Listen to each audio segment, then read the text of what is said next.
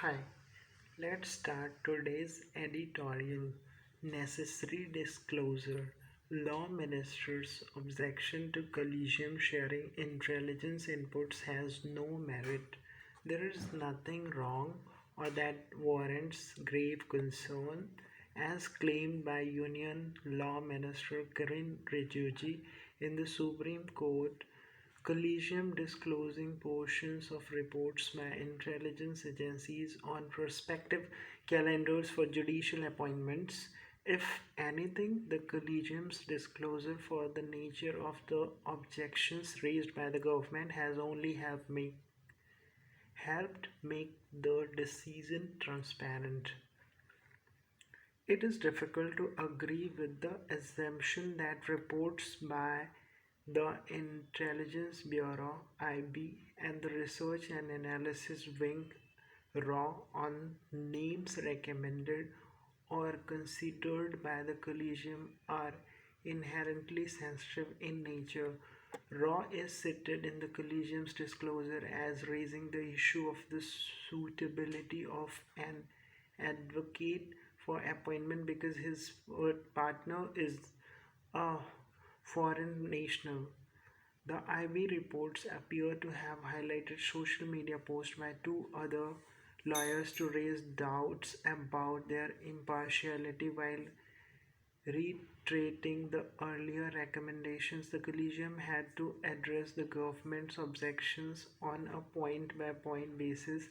There was nothing improper about the disclosure of the details which were incidental to the purpose of rebutting the claims. In the three recent instances, there is no startling revelation in the intelligence reports concerning lawyers whose names have been recommended for appointment in different high courts, nor is there any sensitive information that could compromise the identity of officers or their undercover work.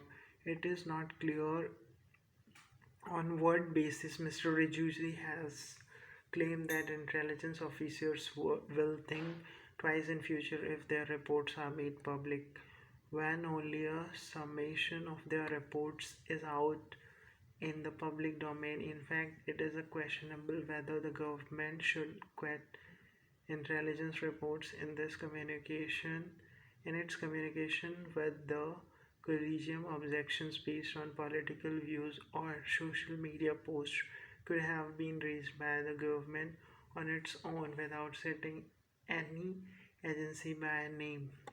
It is part of the appointment process that names are vetted by intelligence agencies to look for possible criminal antecedents or misdemeanors, and raising such issues need not be specifically attributed to any agency. It is also quite rich that government, which has been assailing the collegium system of appointments for its opaqueness, should be worried about excessive disclosure by the collegium.